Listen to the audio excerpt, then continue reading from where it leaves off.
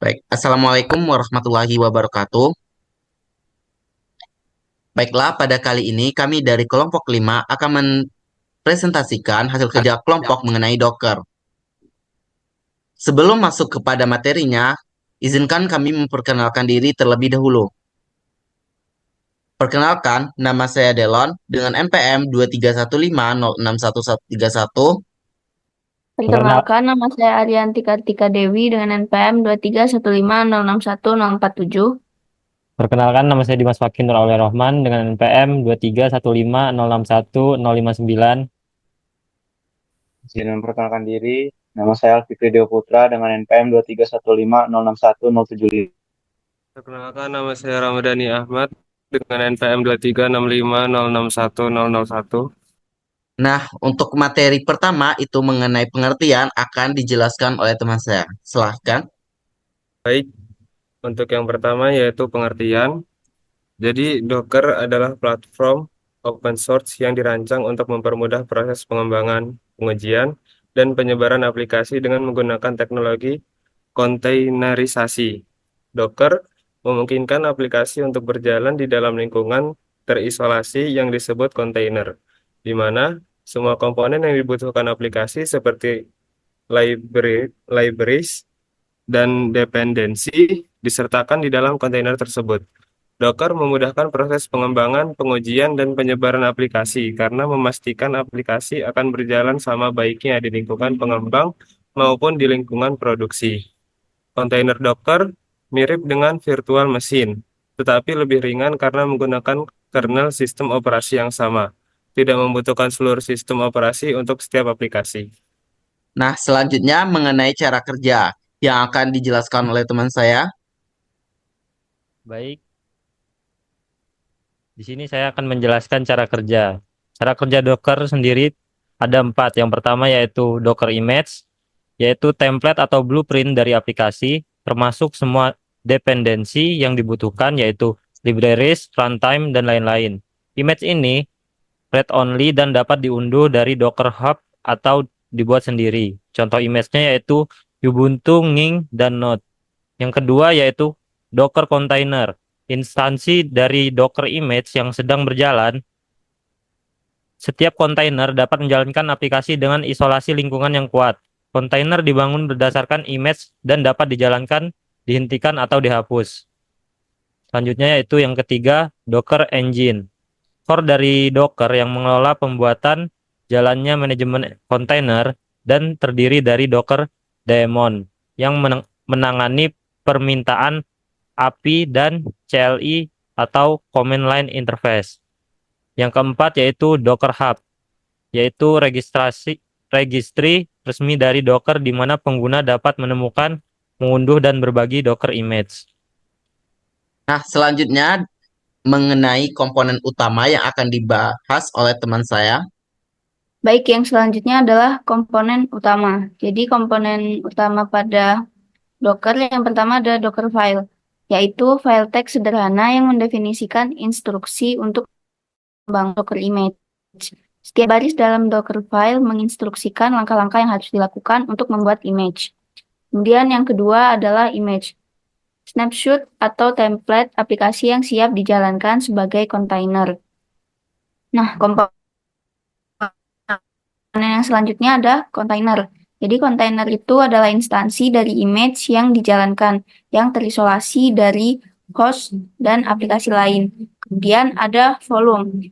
Volume digunakan untuk menyimpan data di luar siklus hidup kontainer, yang memungkinkan data yang persis untuk digunakan oleh beberapa kontainer atau menyimpan data setelah kontainer dihentikan.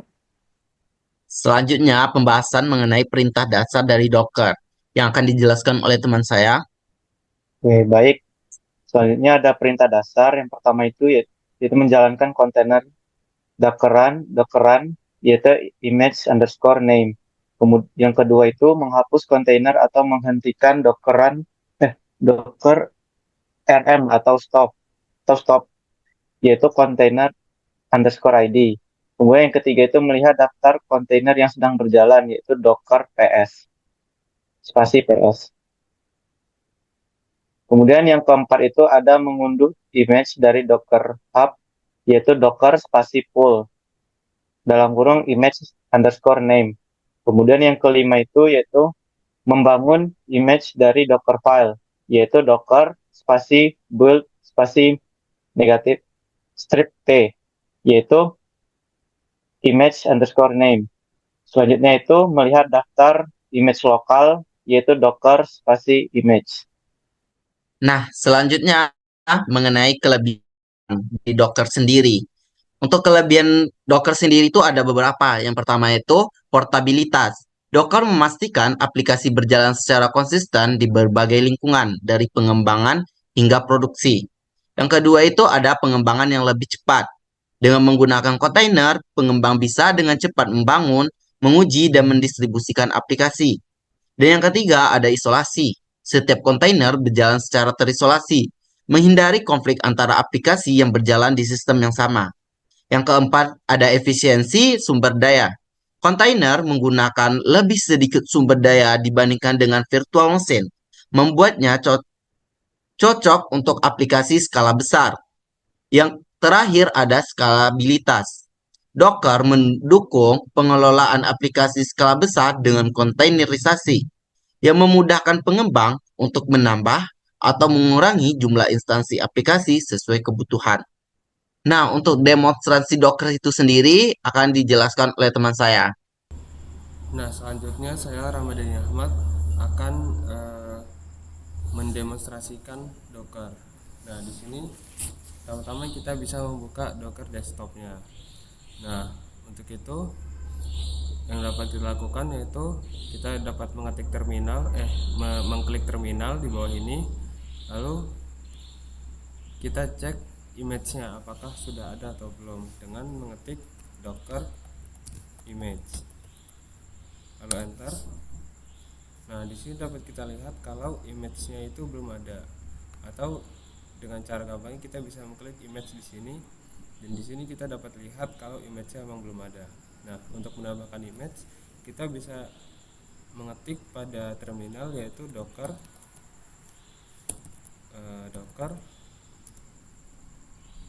pull misalkan hello, lalu kita enter. Nah, di sini sudah terlihat kalau image-nya itu sudah ada, yaitu hello world. Atau kalau misalnya kita mau cek di terminal saya, kita bisa mengetik docker image kembali, kita enter. Nah, di sini sudah tertera image-nya yaitu hello world. Nah, kemudian untuk mengecek containers kita dapat mengetik docker container ls, lalu enter. Nah, di sini dapat kita lihat kalau kontainernya belum ada, dan ketika kita klik di atas kiri sini, di sini juga belum tertera. Nah, untuk menambahkan containers kita dapat mengetik pada terminal yaitu docker create name create strip 2 name, lalu nama kontainer apa, misalkan kita pengen namain Rasman, terus image yang udah kita buat yaitu hello world, lalu kita enter. Nah, di sini sudah terlihat kalau kita sudah berhasil membuat kontainer yaitu namanya kontainer Rasman. Nah, untuk menjalankan kontainernya ini kita dapat mengetik pada terminal yaitu docker start, lalu nama kontainernya. Jadi di sini kita mengetikkan Rasman, kita enter. Nah, di sini sudah terlihat kalau ada last start. Di sini ada 3 second. Kalau misalkan kita klik image, kita kembali lagi. Nah, di sini dia berubah, yang artinya kontainer sini kita berhasil menjalankan kontainer sini atau docker ini. Nah, untuk menghapus Docker containersnya, yaitu kita dapat mengklik pada terminal docker rm terus nama containersnya, yaitu di sini Rasman. Lalu kita enter. Nah, di sini dia otomatis bakal terhapus. Nah, mungkin seperti itu aja untuk demonstrasi dari kontainer. Nah, terima kasih atas kesempatan yang telah diberikan. Mohon maaf apabila ada kesalahan kata. Kami sudahi dengan Assalamualaikum warahmatullahi wabarakatuh.